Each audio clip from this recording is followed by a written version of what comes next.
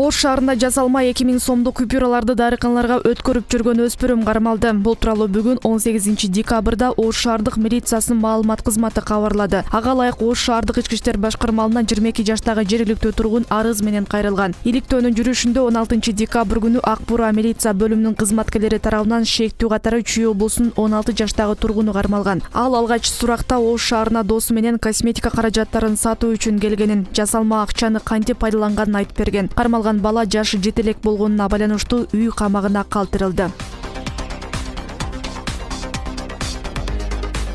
Борбордук шайлоо комиссиясына Альфа Телеком компаниясынын башкы директорунун жетекчиси Төрөхан Жунусбековдун үстүнөн арыз түшкөн. Бул тууралуу аталган комиссиянын маалымат кызматы билдирди. 16 декабрда координациялык топко Facebook тармагында Төрөхан Жунусбековдун президенттик шайлоого катыша турган талапкерлердин бири боюнча билдирүүсү талкууланып жатканы айтылган. БШКнын мүчөсү Гүлнара Журабаева мамлекеттик компаниянын башчысынын кеңешчиси болуп туруп, Жунусбеков Жогорку кеңешти жана Кыргыз Республикасынын президентин шайлоо жөнүндөгү конституциялык мыйзамдын 22 бузгандыгын белгилеген. БШКдан мыйзам бузуу боюнча башкы прокуратура жана ички иштер министрлигине кабарланганын айтышты. Милициянын кайгыл кызматынын издөө бөлүмү коопсуз шаардан келген 1,5 миллион сомдук айып пулду төлөбөй жүргөн айдоочуну кармады. Бул тууралуу аталган органдын маалымат кызматы билдирди. Анда кайрылуу чыгары менен атайын издөө иш-чаралары жүргүзүлүп, Кант шаарынан аталган автоунааны айдап жүргөн 26 жаштагы жаран милиция бөлүмүнө алып келинди. Тактоо учурунда ал 2017 жылы башка жарандан сатып алып, өзүнө каттоо максатында автоунаанын мыйзамдуу ээсин таап, өткөрүп алууга аракет кылганын түшүндүрдү. Ошондой эле айдоочу жакында эле машинаны бузуп, унаа катарында сатып жибергенин айтты деп айтылат маалыматта. Кармалган айдоочу бардык жасаган эреже бузууларын мойнуна алганы белгиленет.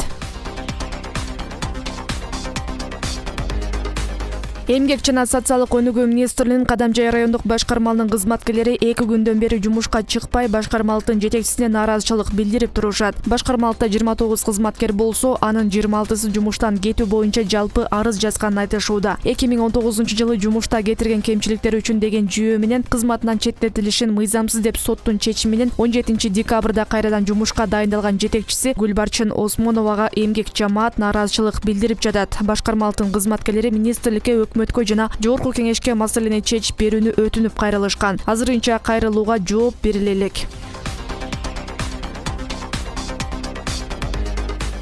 Мамлекеттик салык кызматынын Талас облустук башкармалынын айрым кызматкерлеринин кызматтык милдеттерин туура эмес аткарышынын натыйжасында мамлекеттик бюджетке төлөнгөн кошумча нарк салыгын төлөөдө жалпы сумманы төмөндөтүү фактысына жол берилген. Бул тууралуу улуттук коопсуздук боюнча мамлекеттик комитет кабарлады. Мекеменин маалыматына караганда Талас облусунда жоопкерчилиги чектелген коомдордун бири 5 миллион сом өлчөмүндөгү милдеттүү салык төлөмдү төлөбөй жүргөн. Факт боюнча сотко чейинки териштирүү ишиндеги материалдар кылмыштар менен жоруктардын бирдиктүү реестрине катталып, тергөө уланып жатат.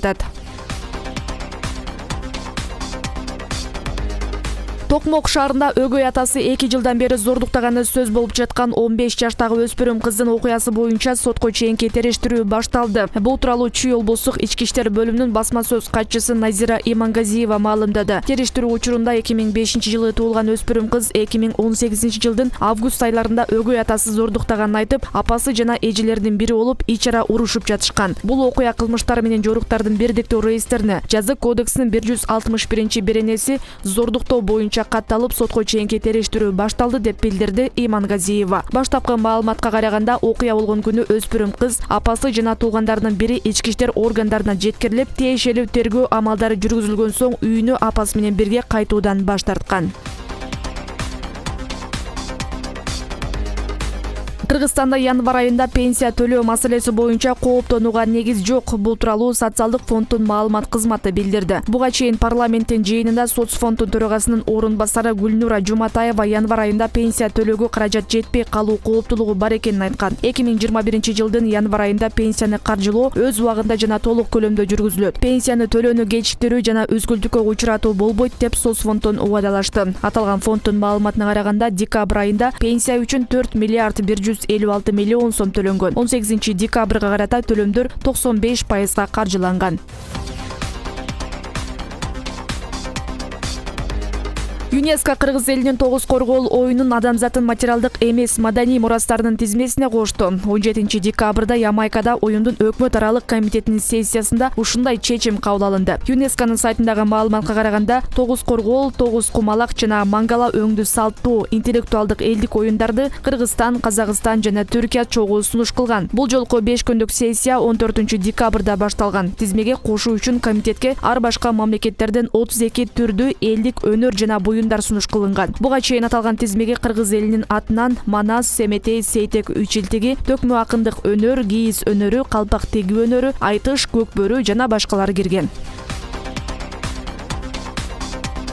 Экономикалык кылмыштарга каршы күрөшүү кызматы буга чейин соттолгон жана мамлекеттер аралык издөөдө жүргөн жаранга мыйзамсыз паспорт берилген фактын аныктады. Ага ылайык мындай учур Ош облусунун Кара Суу, Алай жана Чоң Алар райондору боюнча финансы полициясы тарабынан паспорт берүү учурунда аныкталган. Кыргыз паспорту эл аралык издөөдө жүргөн кылмышкерлерге берилип, чет элдиктерге кызылдай акчага сатылып жаткан фактылар көп экени жашыруун эмес.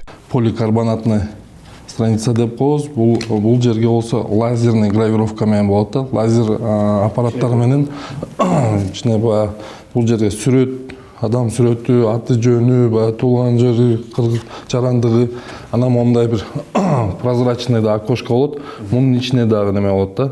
Адамдын сүрөтү кирет, ошол лазерный гравировка мененчи. Мындай мүчүлүштүктөр кайталана берсе өлкөнүн репутациясына доо кетери анык. Ошондуктан жарандарга коргоо элементтери бекем. Жалпы жарандык паспортторду берүү муктаждыгы бар. Учурда жалпы жарандык биометрикалык паспорттордун жаңы үлгүсү көрсөтүлүүдө. Маалыматка караганда, бланктарды, коргоочу элементтерди жана дизайнды текшерүү жүрүп жатат. Жасалма паспорттарда чыккан, туура эмес берилген паспорттарда чыккан да Кыргызстанда. Анан эң көбү эле ушу бул жасалма паспорттары. Ошондуктан азыр мына бул жалпы жарандык паспортты ушул жылы тендер өткөн жылдын башында тендер жарыяланып, тендердин негизинде ошол германиялык Mühlbauer деген компания утуп алып атат. Ошондо 1,5 миллион паспортка тендер жарыялаганбыз. Бул 655 миллион сом менен утуп алды, алдыңкы болупчу.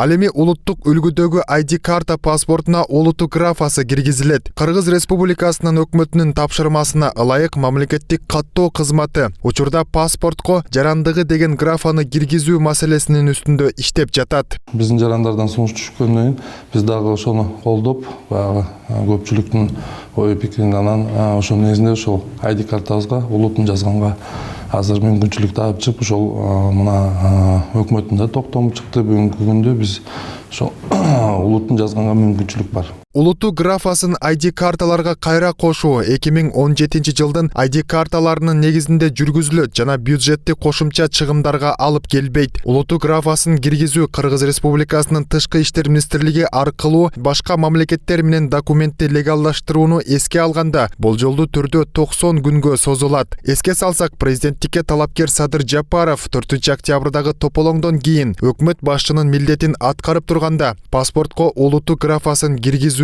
убада берген. Эң биринчилерден болуп паспорттагы улуту деген графаны киргизебиз деп убада бергенбиз. Кудай буйрса мына бүгүнкү күндөн баштап улуту деген графа кирип атат. Мына мен кечээ күнү ошо 2 күндүк ишимде ушуну чечтим. Улуту деген графа.